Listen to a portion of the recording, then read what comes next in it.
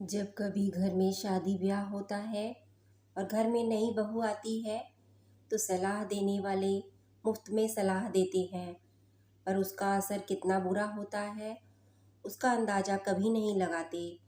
खुद ने ज़िंदगी में कुछ किया हो या ना किया हो, पर दूसरों की प्रेरणा बनने को हर कोई तैयार हो ही जाता है। ढोलक की थाप पर सब लोग नाच रहे थे। घर में नई नवेली बहू आ चुकी थी। आज उसकी मुंह दिखाई की रस्म थी। सब लोग बहू की सुंदरता की तारीफ कर रहे थे और बधाइयाँ गा रहे थे। लेकिन कुछ लोग ऐसे भी थे जो नई नई सास बनी पुष्पा जी को अपनी सलाह देने से पीछे नहीं हट रहे थे। अरे जीजी, बहू को रखना कोई मामूली बात नहीं है क्या? मतलब बहू को रखना भैंस को खूंटी से बांध के रखने के बराबर है। जैसे भैंस खुली रह गई तो वो इधर उधर हो जाती है, वैसे ही बहू है, छूट मिली नहीं कि सिर चढ़ जाती है। मम्मी जी अपनी ननद पुष्पा जी को समझा रही थी। अब ननद तो गांव की सीधी सादी औरत, जबकि बहू आई शहर की पढ़ी लिखी नौकरी पेशा। पता नहीं गांव के लोगों को शहर से आई हुई बहू ऐसी लगती है जैसे किसी दूसरे ग्रह से आई हो। इसलिए गांव के लोगों को अपने आप ही पुष्पा जी से हमदर्दी हो गई और जो आता है वही ये समझाइश देकर चला जाता। अरे पुष्पा, थोड़ा संभल कर रहना, शहर की लड़की है, कहीं ऐसा ना हो कि सिर पर चढ़कर तांडव करे तुम्हारे। इसलिए जितना दबा कर रखोगी उतना अच्छा है। और पुष्पा उन लोगों की बातों में आकर खुद को बेचारी समझने लगती।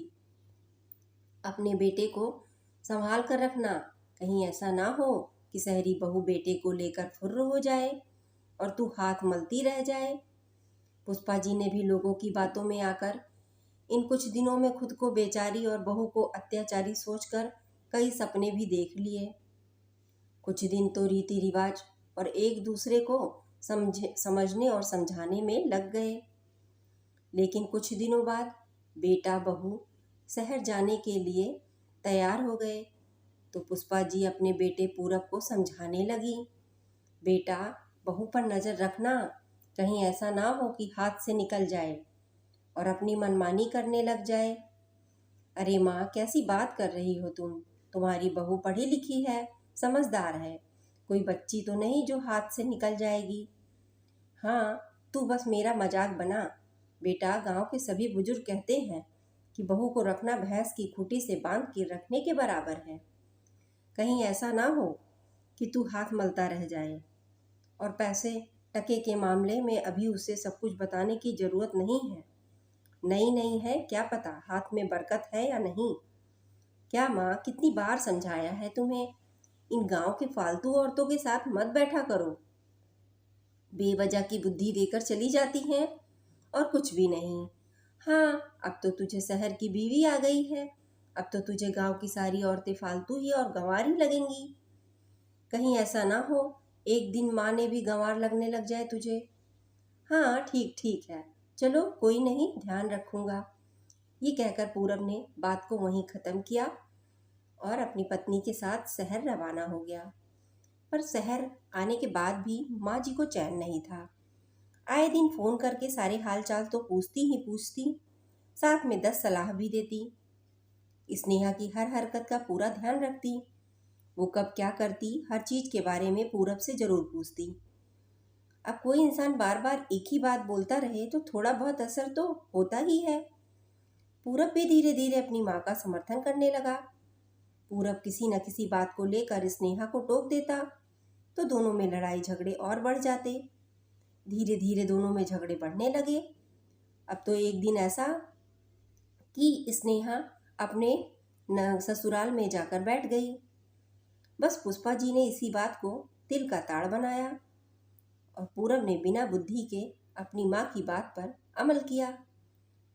झगड़ा इतना बढ़ गया कि वो मायके से आने का नाम ही नहीं ले रही थी। जब यह बात पूरब ने अपनी माँ को बताई तो माँ जी ने संभालने की बजाय उसे बिगाड़ने में कोई कमी नहीं छोड़ी। अरे, अपने आप गई है तो अपने आप आ जाएगी। अगर तू आगे होकर उसे लेकर आएगा तो तेरे सिर पर चढ़कर नाचेगी। एक बार झुक गया तो जिंदगी भर झुकना पड़ेगा। वह अपनी माँ की बातों में आकर पूरब झुकने को भी तैयार नहीं हो रहा था। उधर अपने स्वाभिमान की धज्जियां उड़ते देखकर स्नेहा भी झुकने को तैयार नहीं थी। आखिर क्यों झुके? गलत थोड़ी ना थी वो। उस समय पुष्पा जी को सिर्फ खुद का बेटा दिख रहा था। नारित्व तो कहीं गायब हो चुकी थी। उन्होंने बेटा बहू में सुलह कराने की कोशिश भी नहीं की, बल्कि एक औरत दूसरी औरत के खिलाफ खड़ी हो गई। आखिर मामला तलाक तक पहुंच गया और दोनों की सहमति के साथ किस्सा तलाक पर जाकर खत्म हो गया। पुष्पा जी आज बेचारी बनी हुई, लोग अभी भी उन्हें सलाह दे रहे थे, अरे थोड़ा सब्र कर लेती तो परिवार की इज्जत बर्बाद नहीं होती। तो कोई कहता आगे सोच समझकर कदम उठाना, अपने बेटे में क्या कमी है, दूसरी मिल जाएगी।